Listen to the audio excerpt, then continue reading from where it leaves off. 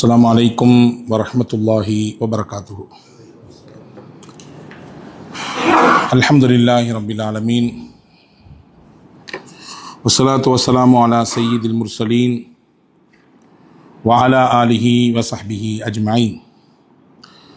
قال الله تعالى في القرآن الكريم والفرقان الحميد أعوذ بالله من الشيطان الرجيم بسم الله الرحمن الرحيم أن أرسل معنا بني إسرائيل. اللهم صل على سيدنا محمد وعلى آل سيدنا محمد وأنزله المقعد المقرب عندك يوم القيامة. எல்லாம் வல்ல அல்லாஹுவின் திருப்பெயரை கொண்டு என்னுடைய உரையை ஆரம்பம் செய்கிறேன். வல்ல அல்லாஹுவின் சாந்தியும் சமாதானமும் அன்பும் கருணையும் அகிலத்தின் அருள்கொடை அண்ணல் முஹம்மது ரசூலுல்லாஹி ஸல்லல்லாஹு அலைஹி வஸல்லம் அவர்கள் மீதும் அவர்களை பின்பற்றிய சத்திய சஹாபாக்கள், நல்லோர்கள், ஷுஹதாக்கள், சாலிஹீன்கள், குறிப்பாக ஜும்மாவின் அவைக்கு வருகை தந்திருக்கிற வர இருக்கிற எல்லா மக்களின் மீதும் எல்லாம் வல்ல அல்லாஹுவின் பேரருளும் பெருங்கருணையும் என்றும் நிலைத்து நிற்கட்டுமாக. வல்ல அல்லாஹ் நம்முடைய பாவங்களை, தவறுகளை மன்னித்து அவனுக்கு பிடித்தமான நல்லடியார்கள் கூட்டத்திலே என்றென்றும் சேர்த்து கொள்வானாக. நோயற்ற வாழ்வையும் குறைவற்ற செல்வத்தையும் குன்றா நலத்தையும் வளங்களையும் பரக்கத்துகளையும் நம் எல்லோருக்கும் அல்லாஹ் தந்தருள் புரிவானாக. மருத்துவமனையின் பெருஞ்செலவுகளை விட்டும், துன்பங்களை விட்டும், அதனால் ஏற்படக்கூடிய மன அழுத்தங்களை விட்டும் நம்மையும் நம்முடைய பிள்ளைகளையும் சந்ததிகளையும் நம் பெற்றோர்களையும் குடும்ப மக்களையும் அல்லாஹ் காத்து ரட்சிப்பானாக. அல்லாஹுவின் ஆலயமாம் காபாவையும் அண்ணல் பூமான் நபிகள் ஸல்லல்லாஹு அலைஹி வஸல்லம் அன்னர்களுடைய புனிதமான ரவுதாவையும் மீண்டும் மீண்டும் ஹஜ்ஜு உம்ரா ஜியாரா செய்வதற்கு நம் எல்லோருக்கும் அல்லாஹ் குடும்பத்துடன் வாய்ப்பை தரட்டுமாக. உலகை விட்டு நம் மூச்சு அடங்கும் நேரத்திலே கலிமா தய்யிபா லா இலாஹ இல்லல்லாஹ் முஹம்மது ரசூலுல்லாஹ் என்று கூறி இந்த உலகத்தை விட்டு பிரிந்து நாளை மறுமையிலே நல்லோர்கள், சாலிஹீன்கள், ஷுஹதாக்கள், நபிமார்கள் கூட்டத்திலே நம்மையும் நம்மை பெற்றவர்கள், நமக்கு கல்வி தந்தவர்கள், நம் முன்னேற்றத்திற்கு காரணமான அத்துணை மக்களையும் அல்லாஹ் ஒன்றிணைத்து அருள் புரிவானாக. ஆமீன் யா ரப்பல் ஆலமீன். கண்ணியத்திற்கும் மிகுந்த மரியாதைக்கும் உரிய சகோதரர்களே, பாசத்திற்குரிய மோமீன்களே, சஃபர் மாதத்தினுடைய இறுதியான ஜும்மாவிலே நாம் இருக்கிறோம். இன்றைய மாலையிலிருந்து ரபி உல் அவ்வல் மாதம் பிறக்கிறது. முஹம்மது நபி ஸல்லல்லாஹு அலைஹி வஸல்லம் இந்த பூமியிலே பூத்த மாதம் புண்ணியமான ரபி உல் அவ்வல் மாதம். நபி ஸல்லல்லாஹு அலைஹி வஸல்லம் அன்னவர்களை நாம் வாழ்நாள் இருக்கும் வரை பேசிக்கொண்டே இருக்க வேண்டும். காரணம், அன்னலார் நமக்காக அல்லாஹுவினால் வழங்கப்பட்ட அருள் கொடை. ஃபஅம்மா பி நிஅமத்தி ரப்பிக ஃபஹத்தீஸ். உங்களுக்கு அல்லாஹ் கொடுத்த அருளை பற்றி நீங்கள் பேசுங்கள், பரப்புங்கள், அதை பிறருக்கு எடுத்து வையுங்கள் என்றெல்லாம் அல்லாஹ் சொல்கிறான். வாழ்நாள் முழுக்க பேசுவதற்கு தகுதியான பல பாடங்களையும் செய்திகளையும் கொண்டவர்கள்தான் அண்ணல் நபி ஸல்லல்லாஹு அலைஹி வஸல்லம். அவர்களின் வாழ்க்கை ஒரு குறுகிய வட்டத்தோடு சுருங்கியது கிடையாது. அதே போன்று ஒரு குறிப்பிட்ட சமூகத்திற்கு மட்டும் சொந்தமானதும் கிடையாது. உலகத்தில் வாழக்கூடிய எல்லோரும் பார்க்க, படிக்க, பின்பற்ற தகுதிமிக்க வாழ்க்கையை முஹம்மது நபி ஸல்லல்லாஹு அலைஹி வஸல்லம் அன்னவர்களுக்கு அல்லாஹ் வழங்கினான். இன்ஷா அல்லாஹ் நபிகளை பற்றி நாம் அடுத்தடுத்த வாரங்களிலே நபிகள் ஸல்லல்லாஹு அலைஹி வஸல்லமுடைய அவர்கள் காட்டிய வழிகாட்டுதலை, அவர்களால் இந்த உலகம் பெற்ற பயன்களை இன்ஷா அல்லாஹ் பேசுவோம். இது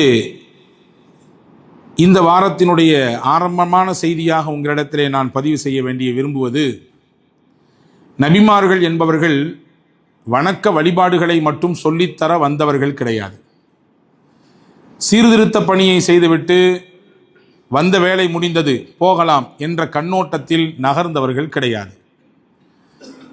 நபிமார்கள் வாழ்க்கை சரிதையை வாசித்து பார்க்கும் பொழுது ஒரு விஷயம் நமக்கு புலப்படும். ஒரு நேர்கோட்டில் அவர்கள் எல்லாம் ஒரு இடத்தில் சந்திக்கிறார்கள்.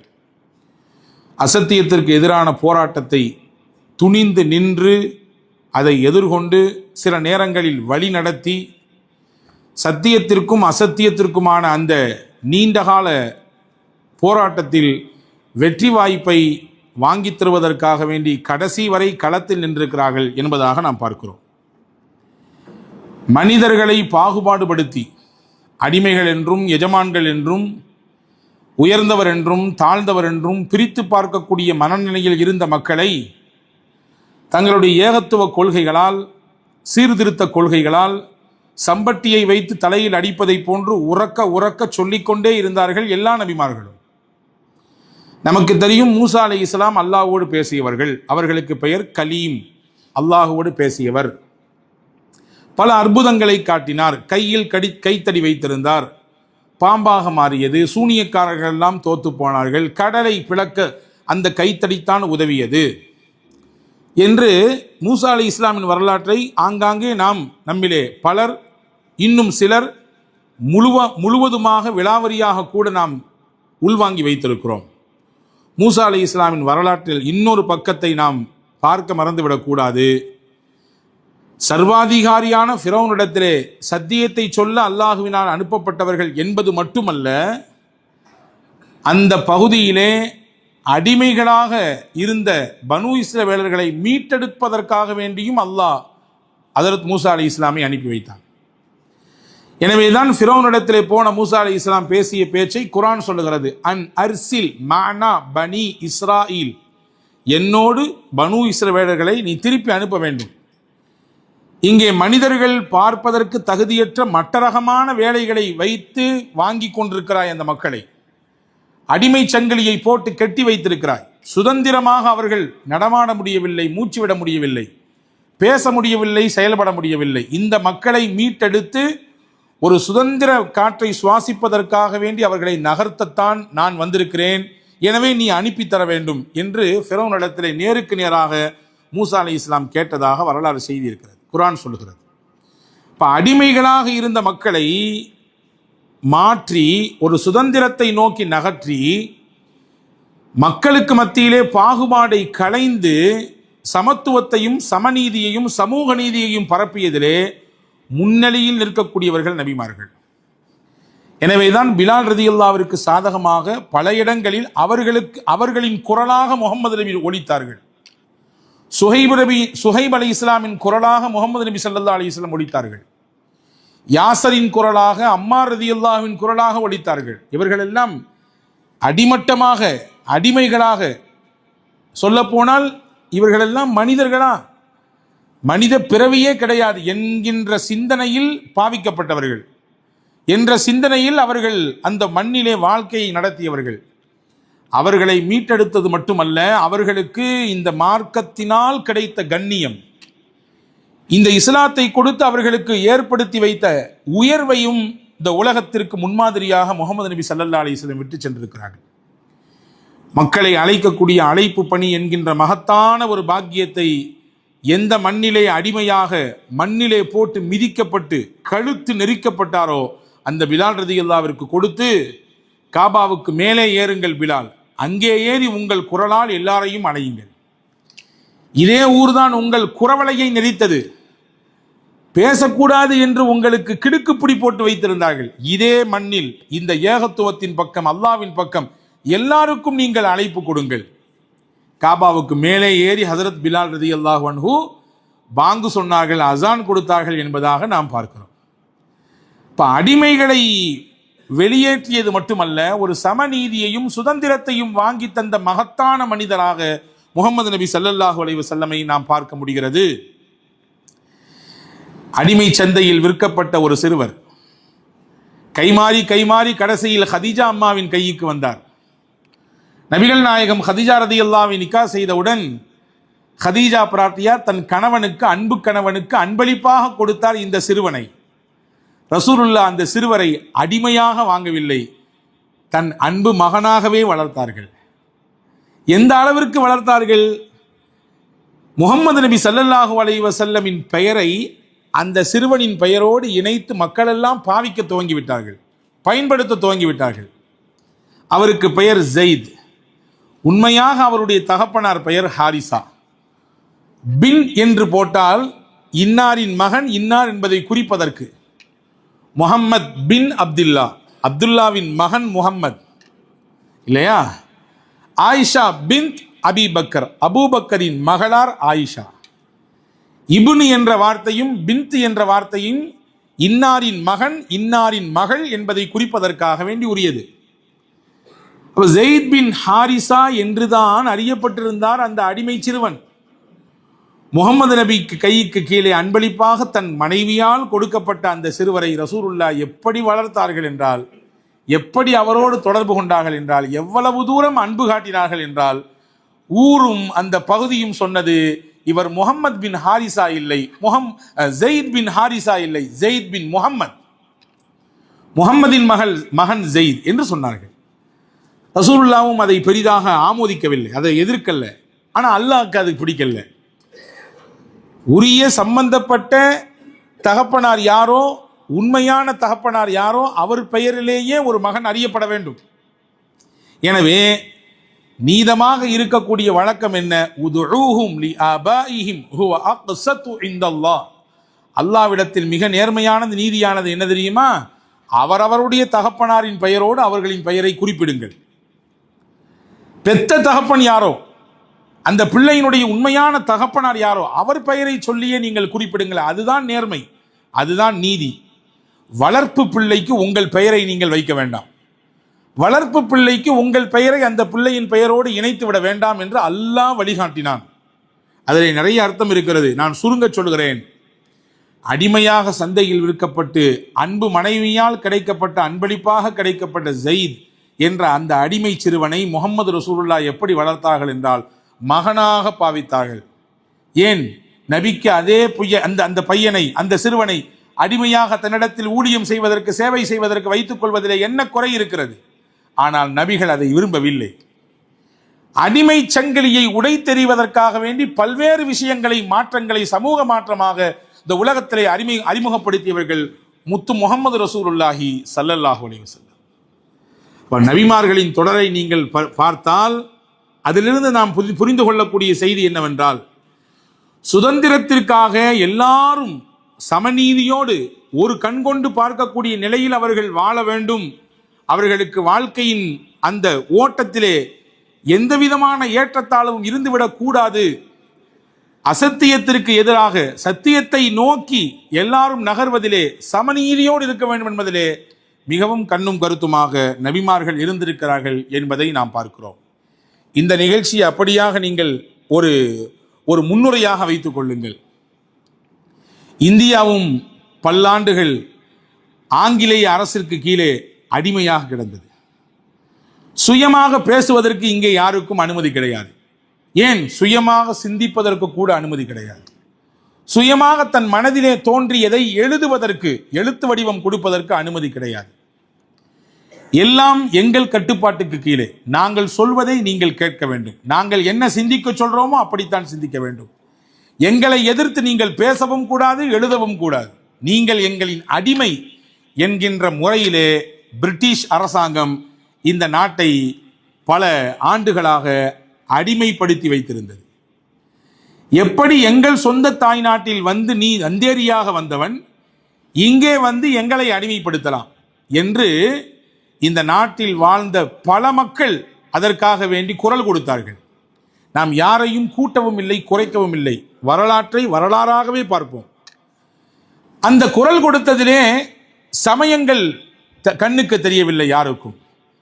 இவர் இந்த மதத்தை சேர்ந்தவர், இந்த மதத்தை சேர்ந்தவர் என்று யாரும் பாகுபடுத்தி குரல் கொடுக்கவில்லை. எல்லாரும் இந்த நாட்டினுடைய குடிமக்களாக, இந்த நாட்டின் பிள்ளைகளாக, இந்த நாட்டின் உரிமைக்கு சொந்தக்காரர்களாக தங்களுடைய உரிமை குரலாகத்தான் எல்லாரும் கொடுத்தார்கள். ஆனால் வரலாற்றின் பக்கங்களிலே 80 ஆண்டுகளுக்குள்ளாக, சுதந்திரம் பெற்று 80 ஆண்டுகளுக்குள்ளாக சில குறிப்பிட்ட சமூகங்கள் சுதந்திரத்திற்கும் அவர்களுக்கும் சம்பந்தமே கிடையாது என்பது போன்றும், அவர்களெல்லாம் நாட்டிற்கு எதிரானவர்கள், மிக தீவிரமான போக்குடையவர்கள், பயங்கரமான சிந்தனை உள்ளவர்கள், இவர்களால் ஆபத்து தான் இந்த நாட்டுக்கும் என்று திட்டமிட்டு ஒரு சமூகம் மட்டும், குறிப்பிட்ட ஒரு சமூகம் மட்டும் புறக்கணிக்கப்படுகிறது. அந்த சமூகம் தான் நம் இஸ்லாமிய சமூகம். இந்த மண்ணில் நீதியில் புறக்கணிக்கப்படுகிறது இல்லையா? வேலை வாய்ப்பில் புறக்கணிக்கப்படுகிறது, அரசியலில் ஓரம் கட்டப்படுகிறது. குறிவைத்து இந்த சமூகத்தை ஒரு கார்னரிலே கொண்டு தள்ளி விடுகிறார்கள் ஓரமாக. இங்கேதான் நாம் நம் முன்னோர்களின் வரலாற்றை நினைவு கூறுவது மட்டுமல்ல, அடுத்த சமுதாயத்திற்கும் எடுத்து சொல்ல வேண்டிய கடமையில் இருக்கிறோம். நம்முடைய முன்னோர்களின் பங்களிப்பு இந்த நாடின் சுதந்திரத்தில் எத்தனை அளவு இருக்கிறது? பிற சமுதாயங்களை கணக்கெடுகிற பொழுது முஸ்லிம் சமுதாயத்தினுடைய சுதந்திர வேட்கை எப்படி இருந்தது? நூற்றாண்டு கால போராட்டம், அதிலே முன்னிலையில் நின்றவர்கள், அதிலே இரத்தங்களை கொடுத்தவர்கள், பொருளாதாரத்தை அள்ளித்தந்தவர்கள் முஸ்லிம்கள் பெருவாரியாக உண்டு என்று சொன்னால் அது மிகையாக ஆகாது. அன்பர்களே, இந்த நாட்டினுடைய முதல் கல்வி அமைச்சராக இருந்தவர் 1947 நாடு சுதந்திரம் பெறுகிறது. முதலாக கல்வி அமைச்சராக இருந்தவர் மௌலானா அபுல் கலாம் ஆசாத். அவர் ஒரு மௌலானா, ஒரு மார்க்க அறிஞர். மார்க்க அறிஞர் என்கின்ற பரிணாமம் மட்டுமல்ல, அவர் ஒரு சிறந்த கல்வியாளர், சிறந்த பேச்சாளர், சிறந்த எழுத்தாளர். இதையெல்லாம் தாண்டி அவர் ஒரு சுதந்திர போராட்ட தியாகி வீரர். இவர் ஒரு தனி பத்திரிகை நடத்தினார், அல் ஹிலால் என்கின்ற பத்திரிகை. அந்த பத்திரிகையிலே தொடர்ச்சியாக ஆங்கில அரசிற்கு எதிராக போராட்ட மனநிலையிலே வந்தேரிகளாக வந்தவர்கள், நீங்கள் எங்களை அடிமைப்படுத்துவதற்கு தகுதி இல்லை என்பது போன்று, உங்களுக்கு நாங்கள் கட்டுப்பட மாட்டோம், நாங்கள் சுதந்திரத்தை எதிர்பார்க்கிறோம் என்பது போன்று அந்த பத்திரிகையில் தொடர்ச்சியாக எழுதி கொண்டே இருந்தார்கள். அதற்காக வேண்டி ஆங்கில அரசிலிருந்து பல தண்டனைகளையும் சில நேரங்களில் சிறைச்சாலைக்கு செல்லக்கூடிய நிலையையும் அவர்கள் அனுபவித்தார்கள். அன்பர்களே, மௌலானா அபுல் கலாம் ஆசாதை வெறுமின்ன இந்த நாட்டின் முக்கிய தலைவர்கள் என்கின்ற கண்ணோட்டத்தோடு சுருக்கிவிட முடியாது. அவர் இந்த நாட்டுக்காக வேண்டி போராட்டம் செய்த, சுதந்திரத்திற்காக வேண்டி போராடிய ஒரு போராளி என்கின்ற பார்வையிலும் பார்க்க வேண்டும். அது மட்டுமல்ல, இன்று தொழில்நுட்பத்தில், அறிவியலில் இந்த நாடு செழித்து ஓங்க வேண்டும், இந்த நாட்டில் வளரக்கூடிய பிள்ளைகள் உலகத்தின் பல பாகங்களில் அறிவியலிலும் தொழில்நுட்பத்திலும் ஓங்கி நிற்க வேண்டும் என்பதற்காக வேண்டி அவருடைய சிந்தனையில் உதித்த ஒரு திட்டம்தான் ஐஐடி என்று இன்று நாம் சொல்லுகிறோமே. ஐஐடி என்று சொல்லக்கூடிய அந்த கல்வி நிறுவனம், தொழில்நுட்ப கல்வியை, ஆராய்ச்சி அறிவியல் கல்வியை சொல்லித்தரக்கூடிய அந்த நிறுவனத்தை முதலாக துவக்கியதற்கு வித்திட்டவர் மௌலானா அபுல் கலாம் ஆசாத். 1951 அவர் கல்வி அமைச்சராக இருந்த காலகட்டத்தில் ஐஐடி காரக்பூர் என்கின்ற பகுதியில் ஒரு அந்த தொழில்நுட்ப கல்லூரியை துவங்குகிறார். இன்றைக்கு உலகளாவிய அளவிலே ஐஐடியிலே படிக்கக்கூடிய மாணவர்களின் தரம் என்ன என்பதை நாம் சொல்லித்தர வேண்டிய அவசியம் இல்லை. அங்கே கல்வி படிப்பதற்கு வாய்ப்பு கிடைத்தால் மிகப்பெரிய ஒரு வாய்ப்பாக, மிகப்பெரிய ஒரு சாதனையாக நம்முடைய சமூகங்கள் பார்ப்பதை நாம் பார்க்கிறோம். எதுக்கு சொல்றேன்னு சொன்னா, இந்த நாட்டின் கல்வி அமைச்சராக இருந்தது மட்டுமல்ல, இந்த நாட்டின் சுதந்திரத்திலும் பங்கெடுத்து இந்த நாட்டு மக்களுக்கு சுதந்திரம் எப்படியோ பாடுபட்டு கிடைத்து விட்டது. இவர்கள் தன்னெழுச்சியாக கல்வியிலும் பொருளாதாரத்திலும் தொழில்நுட்பத்திலும் உயர்ந்து ஓங்கி நிற்க வேண்டும். உலகில் வாழக்கூடிய பல சமூகங்களுக்கு மத்தியிலே எந்நாட்டிலிருந்து வரக்கூடிய பிள்ளைகளின் அறிவும் ஆற்றலும் தனித்துவமாக தெரிய வேண்டும் என்பதிலே சிந்தனையை வைத்தவர் மௌலானா அபுல் கலாம் ஆசாத் என்பதை இங்கே நாம் கவனத்தில் கொள்ள வேண்டும். அவர் ஒரு சுதந்திர போராட்ட தியாகி, ஒரு வீரர். அதே போன்று ஷேகுல் ஹிந்த் மஹமூதுல் ஹசன் சாஹிப், மிக முக்கியமாக வரலாற்றின் பக்கங்களில் நினைவு கூறப்படக்கூடிய ஒரு மகத்தான மார்க்க அறிஞர், மிகப்பெரிய மார்க்க அறிஞர். இன்றைக்கு யூபியில் இருக்கக்கூடிய தேவ்பந்த் என்கின்ற ஒரு பகுதியில் மிக பழமையான ஒரு கலாசாலை இருக்கிறது, அரபு கலாசாலை, தாருல் உலூம் என்ற பெயரில் அறியப்படுகிறது. அந்த கலாசாலையினுடைய முக்கியமான முன்னால் இருக்கக்கூடிய பேராசிரியர்களில், முதன்மையான கல்வியாளர்களில் ஒருவர்தான் ஷேகுல் ஹிந்த் மஹமூதுல் ஹசன் சாஹிப். இவரும் ஒரு போராட்ட வீரர். சுதந்திர போராட்டத்திற்காக வேண்டி தன்னுடைய மாணவர்கள், தன்னுடைய ஆதரவாளர்களை திரட்டியது மட்டுமல்ல, அக்கம்பக்கத்தில் இருக்கக்கூடிய நாடுகளிலிருந்தும் இந்த நாட்டிற்கு சுதந்திரம் கிடைப்பதற்கு ஒரு வேட்கையை, அந்த கிளர்ச்சியை, அந்த எண்ணத்தை விதைத்தார். இதற்காக வேண்டி ஆங்கில அரசு அவரை கைது செய்தது, மால்டா சிறையில் கொண்டு அடைத்தது. ஷேகுல் ஹிந்த் ரஹிமஹுல்லா அவர்கள் கைது செய்யப்பட்டது இந்தியாவில் கிடையாது, மக்காவில் அவர் இருக்கும் பொழுது கைது செய்யப்பட்டார். கைது செய்யப்பட்டு இந்தியாவுக்குள்ளே கொண்டு வரவில்லை, மால்டாவிலே கொண்டு அடைத்தார்கள். கிட்டத்தட்ட 4-5 ஆண்டுகள் அந்த சிறையிலே அவர் சிறைவாசம் பூண்டார். 1920 பின்னால் அவர் வெளியே வருகிறார். அந்த காலகட்டத்தில் தான் அண்ணல் காந்தியடிகளுடைய ஒத்துழையாமை இயக்கம் மிக தீவிரமாக மக்களுக்கு மத்தியிலே பேசப்பட்டு வந்தது, செயல்படுத்தப்பட்டு வந்தது. சிறையில் போய் தண்டனைகளை அனுபவித்து வெளியே வந்து ஒதுங்கி வாழலாம் என்று இருக்கவில்லை. மௌலானா ஷேகுல் ஹிந்த் ரஹிமஹுல்லா வெளியே வந்ததற்கு பிறகும் அண்ணல் காந்தியினுடைய ஒத்துழையாமை இயக்கத்திலே இணைந்து அடுத்த கட்டமாக இரண்டாவது ஒரு பகுதியாக மறுபடியும் போராட்டத்திற்கு உள்ளே குதிக்கிறார்கள் ஷேகுல் ஹிந்த் ரஹிமஹுல்லா அவர்கள். நம்முடைய தமிழ்நாட்டை சேர்ந்த, இன்றைக்கு நாம் தமிழ் மொழியிலே குர்ஆனினுடைய அர்த்தத்தை படிக்கிறோம், பொருளை படிக்கிறோம், அதனுடைய விரிவுரைகள் தமிழாக்கத்தில் வந்துவிட்டது. எத்தனையோ நபிமொழி தொகுப்புகள் தமிழாக்கத்திலே வந்துவிட்டது, வந்து கொண்டே இருக்கிறது. இதற்கெல்லாம் மூலகர்த்தாவாக இருந்தவர் மௌலானா ஆக்கா அப்துல் ஹமீத் பாக்கவி அவர்கள். இவர் மிகச்சிறந்த ஒரு சுதந்திர போராட்ட ஒரு சிந்தனை மிக்கவர். சுதந்திர போராட்டத்தில் தன்னால் முடிந்த அளவுக்கு பங்கெடுத்தவர். அவர் ஒரு மார்க்க அறிஞர் என்பதினாலே அவர் தனக்குத்தானே ஒரு சட்டத்தை போட்டிருந்தார். நிக்காஹ் நடத்தும் பொழுது மார்க்க அறிஞர்களை கூப்பிட்டு நிக்காஹ் நடத்துவார்கள். இன்னைக்கு வரைக்கும் அது பழக்கம் இருக்குது. ஆலிம்களை அழைத்து, மௌலானாக்களை அழைத்து நிக்காஹ் செய்ய வைக்கக்கூடிய பழக்கம் இன்றளவும் இருக்கிறது. அவர் ஒரு சட்டம் வைத்திருந்தார். திருமணம் முடிக்கக்கூடிய மாப்பிள்ளையும் பெண்ணும் இறக்குமதி செய்யப்பட்ட ஆடைகளை உடுத்தக்கூடாது. இந்த நாட்டில் நெசவு செய்யப்பட்ட கதர் ஆடைகளை உடுத்த வேண்டும். இதனால என்ன பிரச்சனை? இறக்குமதி செய்யப்படுகிற அந்த விஷயத்தில் கை வைத்து ஆங்கிலேய அரசிற்கு பொருளாதார ரீதியாக நெருக்கடி கொடுப்போம். நம்மால் முடிந்த நெருக்கடிகளை பொருளாதார ரீதியாக நெருக்கடி கொடுப்போம். நம் நாட்டில் உற்பத்தி செய்யப்படுகிற கதர் ஆடைகளை அணிவோம். கதராடை அணிந்திருக்கக்கூடிய திருமண மாப்பிள்ளை பெண் வீட்டார் அதை அனுமதித்து அதை உடுத்தியிருந்தால்தான் அந்த நிக்காஹுக்கு நான் வருவேன், நிக்காஹ் செஞ்சும் கொடுப்பேன்.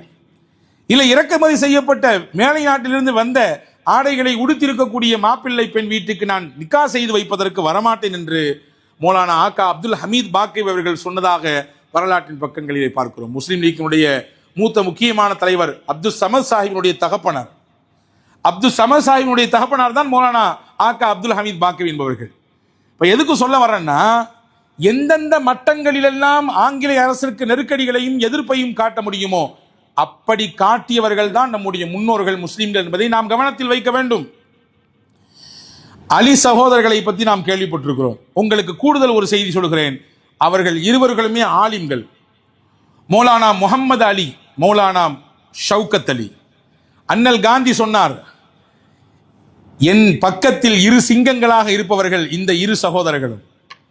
முஹம்மது அலி, ஷவுகத் அலி இருவரும் மிக முக்கியமான ஆளுமை மிக்க மிகச்சிறந்த அறிஞர்கள்.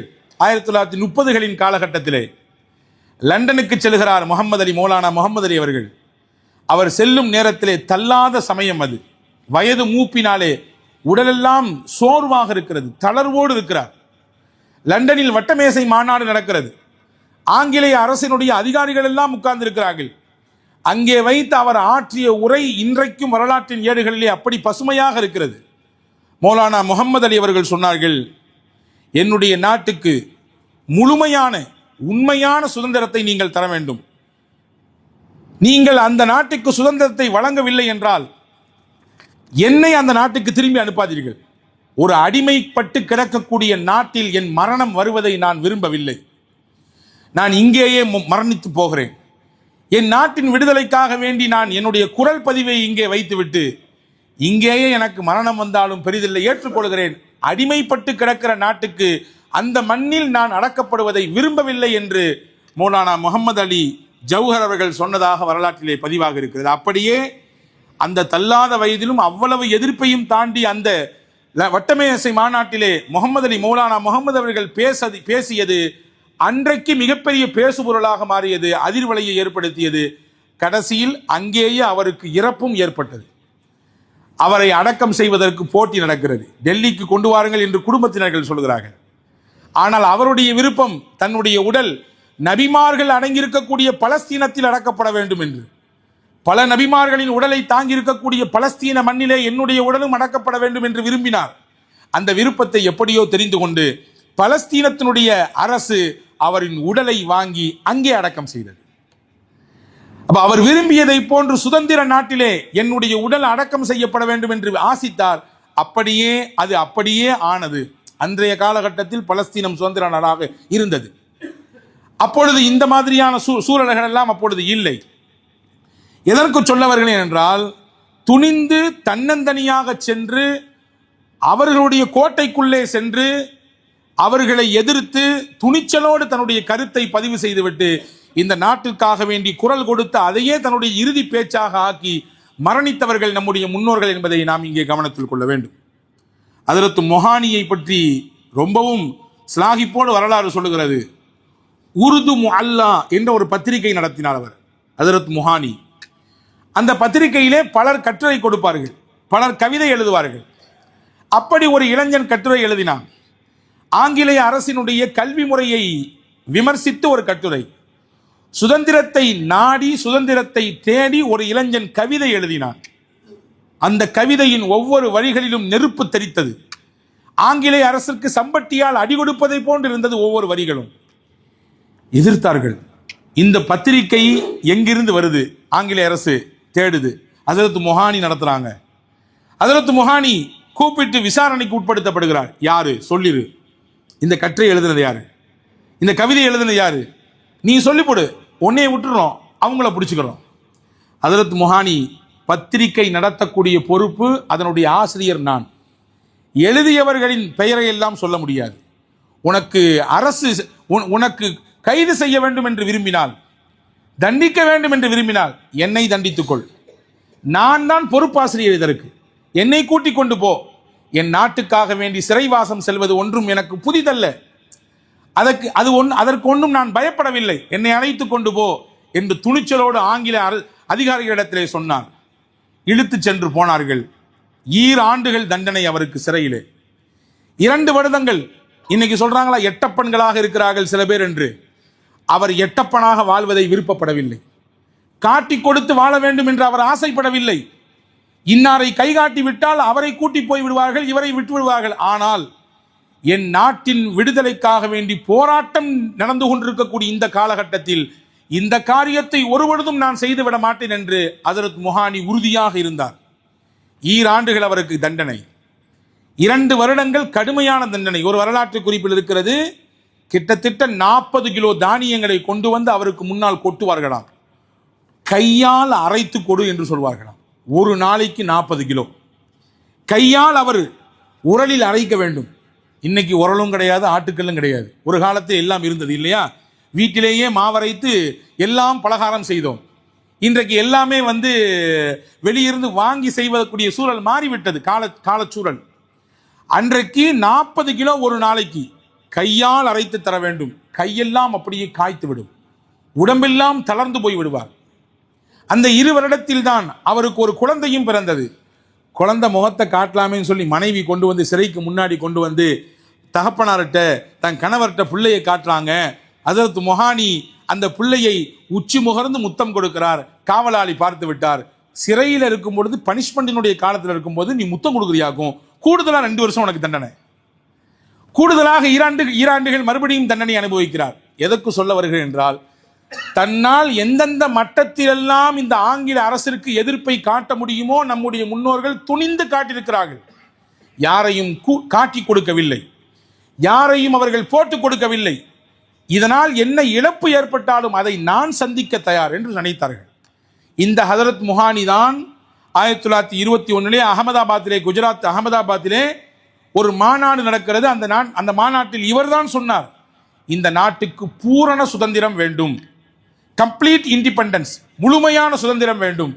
அப்படின்னா என்ன தெரியுமா அர்த்தம்? பிரிட்டிஷனுடைய கட்டுப்பாட்டில் நாங்கள் இருக்க மாட்டோம். எங்களுடைய நாட்டினுடைய பார்லிமெண்ட்டை பிரிட்டிஷ் கட்டுப்படுத்தக்கூடாது, அவங்க சொல்றது தான் செய்யக்கூடாது. அப்படி இருக்க முடியாது. இந்த நாட்டுக்கு தனியாக நாங்கள் ஒரு இறையாண்மையை உருவாக்குவோம். எங்கள் நாட்டினுடைய சட்டம், எங்கள் நாட்டினுடைய நிர்வாகம், எங்கள் நாட்டினுடைய பொருளாதாரம், இதையெல்லாம் இந்த நாட்டின் குடிமக்களாகிய நாங்களே நிர்ணயிப்போம். உங்களை அண்டி தான் வாழணுன்றதெல்லாம் எங்களுக்கு வேண்டியதில்லை. அப்படி ஒரு சுதந்திரம் தந்தால் சுதந்திரமே தேவையில்லை என்று முன்மொழிந்தவர் முதலாக கம்ப்ளீட் இண்டிபெண்டனை கேட்டவர் ஹஜ்ரத் மொஹானி என்கின்ற ஒரு முஸ்லிம் இறை அடியார் என்பது மட்டுமல்ல, ஒரு மார்க்க அறிஞர். அந்த நேரத்தில் பெரிய பெரிய தலைவர்கள் கூட அதற்கு உடன்படலை. சரி, அவன் தர்றேன்னு சொல்றான், ஏதோ சுதந்திரத்தை தரட்டும், அதுல பாதி அவன் வச்சுக்கட்டும், மீதி நம்ம வச்சுக்கட்டும் அப்படின்ற மாதிரியான கண்ணோட்டத்தில் சில தலைவர்கள் இருந்தார்கள்.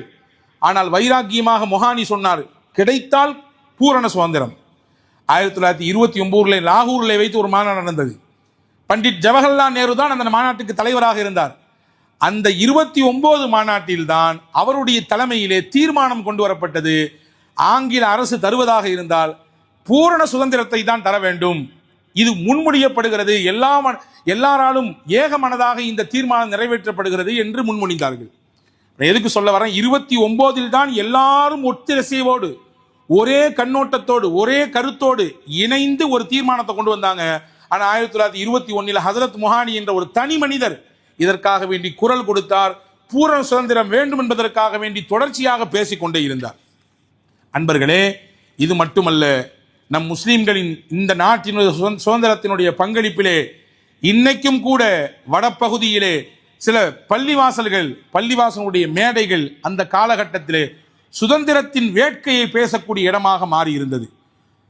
முல்லாக்கள் என்றால், ஆலிம்கள் என்றால், மௌலானாக்கள் என்றால் வெறும் மார்க்கம் மட்டும் பேசுவார்கள், சட்டத்தை மட்டும் சொல்வார்கள், இபாதத்தினுடைய வழிகாட்டுதலை மட்டும் கொடுப்பார்கள் என்ற சிந்தனையை அடித்து நொறுக்கி, எங்கள் நாட்டுக்கு ஒரு பிரச்சனை என்றால் முன்னால் வந்து நாங்கள் நிற்போம், மக்களுக்கு வழிகாட்டுவோம், எங்கள் ஜும்மா மேடையை அதற்கு பயன்படுத்துவோம் என்று பேசினார்கள். பேசிக் கொண்டிருக்கும் பொழுதே சுடப்பட்டார்கள். சுடப்பட்டு ரத்தம் சிந்தி வீழ்ந்தார்கள். வரலாற்றிலே இன்னைக்கும் இருக்கிறது. மஸ்ஜிதே ஹூன் என்ற பள்ளிவாசல் இன்னைக்கும் சில பகுதிகளிலே இருக்கிறது, டெல்லி போன்ற இடங்களிலே. 1857 காலகட்டத்திலே ஆங்கிலேயருக்கு எதிராக ஒரு மிகப்பெரிய புரட்சி நடந்தது. அந்த புரட்சியில் ஆங்கிலேய அரசு பின்வாங்கியும் போனது. ஒரு கட்டத்தில் இந்த புரட்சிக்கு, இந்த கிளர்ச்சிக்கு யாரு காரணம் அப்படின்னு தேடுறாங்க. அப்படி தேடும் பொழுது நூற்றுக்கணக்கான ஆலிம்களை, மார்க்க அறிஞர்களை கைது செய்கிறார்கள். கைது செய்து அங்கிருந்து டெல்லியிலே சாந்தினி சவுக் என்ற பகுதியிலிருந்து ஹைபர் என்ற பகுதி வரை இடைப்பட்ட இடத்துல இருந்த மரங்களில் தூக்கு கயிறை கட்டி அங்கே அந்த பின்னணியிலே கைது செய்யப்பட்ட ஒட்டுமொத்த ஆலிம்களையும் அந்த தூக்கிலே ஏற்றி எல்லாரையும் தூக்கு தண்டனை கொடுத்து கொன்றார்கள். எதுக்கு சொல்ல வருகிறேன் என்றால், நாட்டின் விடுதலை கிடைக்கும் என்று இருக்குமையானால் அதற்காக வேண்டி நாங்கள் போராடுவதற்கும் தயார், எங்கள் உயிரை கொடுப்பதற்கும் தயார். ஒரு முறைதான் வாழ்க்கை, அந்த வாழ்க்கையை அர்த்தமுள்ள வாழ்க்கையாக வாழ்ந்துவிட்டு போகிறோம் என்கின்ற சிந்தனையில் தான் நம் முன்னோர்கள் வாழ்ந்து மறைந்திருக்கிறார்கள். எனவே இந்த மண்ணில் இஸ்லாமியர்கள் இரண்டாம் தர குடிமக்களாக நடத்தப்படுகிற இந்த காலகட்டத்தில் உரிமைகளும் இஸ்லாமியர்களுடைய அந்த நீதியும் பறிக்கப்படக்கூடிய இந்த காலகட்டத்தில் இந்த நாட்டின் விடுதலைக்கு பின்னால், சுதந்திரத்திற்கு பின்னால் நம் முன்னோர்களின் பங்களிப்புகள் நினைவு கூறப்பட்டு கொண்டே இருக்க வேண்டும். அரசியலமைப்பு சட்டத்தை உருவாக்கி இந்த நாட்டில் எல்லாரும் சமம், யாருக்கும் எந்த ஏற்றத்தாழ்வும் கிடையாது, விரும்பியவர்கள் விரும்பிய மதத்தை பின்பற்றலாம், பரப்புரை செய்யலாம், அதை அவர்கள் தங்களுடைய வாழ்வியலாக எடுத்து நடைமுறைப்படுத்தலாம் என்று இந்த நாட்டினுடைய அரசியலமைப்பு சட்டம் சொல்லியிருக்கிறது. ஆனால் அந்த அரசியலமைப்பு சட்டத்தை எல்லாம் குழி தோண்டி புதைக்கக்கூடிய வேலையை சமீப காலமாக நீதிமன்றங்கள் செய்து கொண்டிருக்கிறது. அதுதான் வருத்தத்தின் உச்சம். நீதிமன்றங்கள் அந்த அரசியலமைப்பு சட்டத்திற்கு எதிராக செயல்படுவதை நாம் பார்க்க முடிகிறது. ஜூன் 25 2026 கடந்த மாதத்தில் நடைபெற்ற ஒரு விஷயம். மதுரை உயர் நீதிமன்றத்தினுடைய கிளை நீதிமன்றத்திலே ஒரு வழக்கு வருகிறது. தூத்துக்குடியைச் சேர்ந்த ஒரு மனிதர், பரமசிவம் அவர் பெயர், அவர் இஸ்லாத்தை ஏற்றுக்கொள்கிறார். சமீர் அகமது என்று தன்னுடைய பெயரை மாற்றிக்கொள்கிறார். இஸ்லாமியர்களுக்கு 3.5% உள் ஒதுக்கீடு இருக்கிறது இல்லையா? எனவே நான் இந்த குறிப்பிட்ட பின்னணியிலிருந்து நான் இஸ்லாத்துக்கு வந்திருக்கிறேன், எனக்கு சான்றிதழ் வேண்டும். குறிப்பிட்ட முஸ்லிம்களிலே லெப்பை இருக்கிறார்கள், ராவுத்தர்கள், இதெல்லாம் ஒரு சின்ன பிரிவு.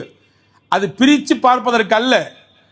அந்த பிரிவின் கீழே எனக்கு சான்றிதழ் வேண்டும் என்று கேட்கும் பொழுது மதுரை கிளை உயர் நீதிமன்றம் GR சாமிநாதன் என்கின்ற நீதிபதியினுடைய தலைமையிலே அப்படி கொடுக்க முடியாது என்று 9/3/2024 அன்று தமிழக அரசு ஜியோ கொண்டு வந்த அந்த ஜியோவை உடைத்து அப்படி கொடுக்க முடியாது என்று தீர்ப்பளித்து சொல்லியிருக்கிறார்கள். அன்பர்களே, இங்கே தீர்ப்பளித்தது மட்டும் விஷயம் இல்லை, அவர்கள் போகிற போக்கில் ஒரு செய்தியை சொல்லியிருக்காங்க. இஸ்லாம் இருக்குது, இஸ்லாம் என்பது எப்படிப்பட்ட மார்க்கம் தெரியுமா?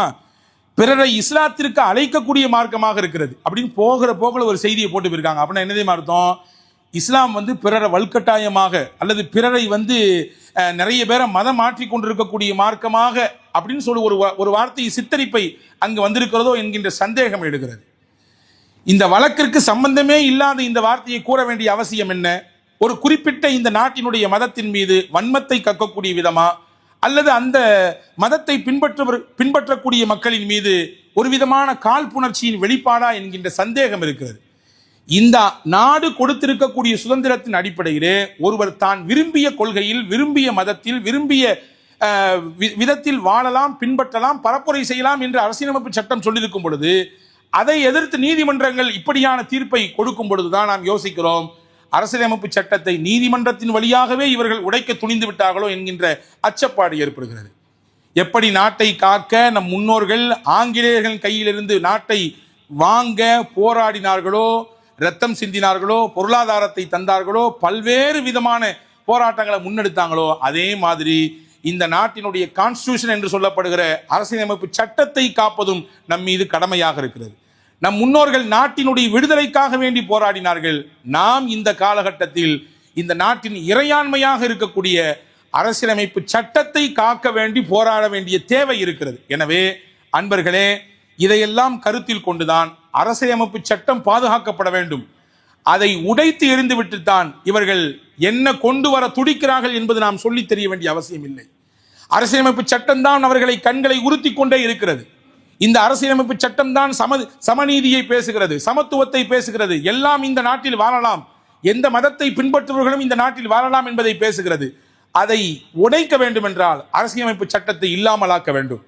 அந்த அரசியலமைப்பு சட்டத்தை இல்லாமல் ஆக்குவதற்குத்தான் இப்படி நீதிமன்றங்களின் வழியாக குறுக்கு வழியிலே வந்து இந்த மாதிரியான தீர்ப்புகளை வழங்குவதை பார்க்கிறோம். இந்த காலகட்டத்தில் முஸ்லிம்களாக மட்டுமல்லாமல் ஒரு ஜனநாயக ரீதியிலே இந்த நாட்டின் கான்ஸ்டிடியூஷன் பாதுகாக்கப்பட வேண்டும் என்கின்ற சிந்தனையிலே அரசியலமைப்பு சட்ட பாதுகாப்பு மாநாடு என்கின்ற பெயரிலே வரக்கூடிய 21ஆம் தேதி, இன்று வெள்ளிக்கிழமை, வரக்கூடிய வெள்ளிக்கிழமை நமக்கு அருகாமையில் இருக்கக்கூடிய நந்தனம் YMCA மைதானத்தில் வைத்து இங்கே இந்த நாட்டினுடைய மூத்த நீதிபதிகளாக இருந்து ஓய்வு பெற்றவர்கள், சமூக சிந்தனையாளர்கள், செயல்பாட்டாளர்கள் எல்லாம் இணைந்து அரசியலமைப்பு சட்டத்தை பாதுகாக்க வேண்டும் என்கின்ற சிந்தனையிலே ஒரு பிரம்மாண்டமான மாநாட்டை ஏற்பாடு செய்திருக்கிறார்கள்.